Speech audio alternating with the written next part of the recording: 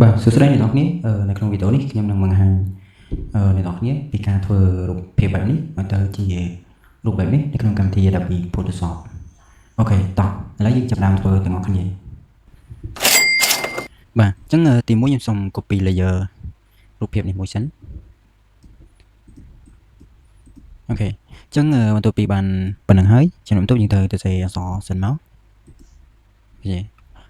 កន្លែងនេះអ្នកនរគ្នាអាចចូលទៅបដូរ font បានបាទអញ្ចឹងកន្លែងនេះយើងធ្វើការទៅសេអក្សរទាំងអស់គ្នាមកបាទអញ្ចឹងបន្ទាប់ពីបានប៉ុណ្្នឹងហើយអ្នកនរគ្នាបរិចឲ្យ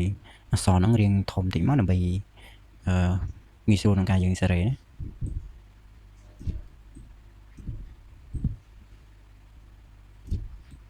បាទអញ្ចឹងខ្ញុំសូមយកប៉ុណ្ណឹង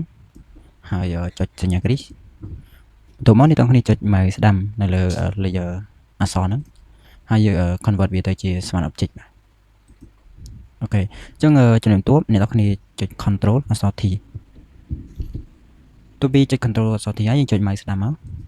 ហើយយកពាក្យថា verbs បាទចុចលើហ្នឹងមកអូខេបន្ទាប់ពីបានប៉ុណ្ណឹងហើយយើងធ្វើការទាញអក្សរយើងឲ្យត្រូវទៅនឹងរូបរាងរបស់ការ៉ុតនេះបាទឥឡូវយើងចាប់ផ្ដើមទាញទាំងអស់គ្នា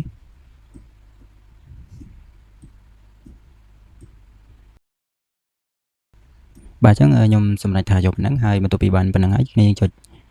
សញ្ញាគ្រីសនៅខាងលើនេះមកឬក៏ចុច enter ក៏បានដែរបាទអូខេអញ្ចឹងចំណុចបន្ទាប់យើងចូលមកមើលនៅកន្លែង layer នេះវិញយើងចុចជប់ហើយយើងចុចនៅលើ layer អក្សររបស់យើងនេះបាទយើងចុចលើហ្នឹងមកអូខេបន្ទាប់ពីយើងចុចហើយយើងវានឹង select ឲ្យបែបនេះហើយយើងធ្វើការបិទភ្នែកនៅលើ layer អក្សរនេះមកបាទដោយសារយើងត្រូវដោះ fill វាចេញនៅកន្លែងហ្នឹងហើយចំណុចបន្ទាប់យើងចូលមកកន្លែងlayer ការ៉ុតនេះចំណុចបន្ទាប់ដែលយើងត្រូវធ្វើគឺយើងត្រូវម៉ាស់វាបាទអញ្ចឹងដើម្បីម៉ាស់បានយើងមើលមកកន្លែងនេះយើងចុចមកកន្លែងហ្នឹងមកបាទអញ្ចឹងបន្ទាប់ពីយើងចុចប៉ុណ្្នឹងហើយវានឹងធ្វើការម៉ាស់យកអក្សរហ្នឹងវានឹងធ្វើការម៉ាស់យកពណ៌ផ្លែការ៉ុតហ្នឹងហើយចំណុចបន្ទាប់យើងត្រូវបន្ថែមនៅចំណុចការ៉ុតនៅកន្លែងនេះហើយនឹងកន្លែងនេះមកវិញណាបាទអញ្ចឹងដើម្បីថែមនៅបានយើងចូលមកកន្លែង brush tool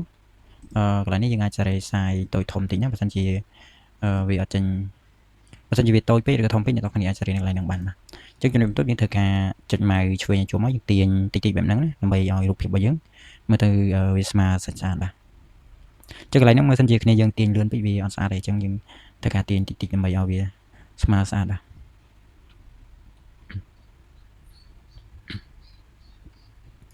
ទាញប៉ុណ្ណឹងមកបាទហើយកន្លែងនេះយកប៉ុណ្ណឹងមកចំណុចបន្ទាប់គឺខ្ញុំសុំមកតនៅកន្លែងនេះ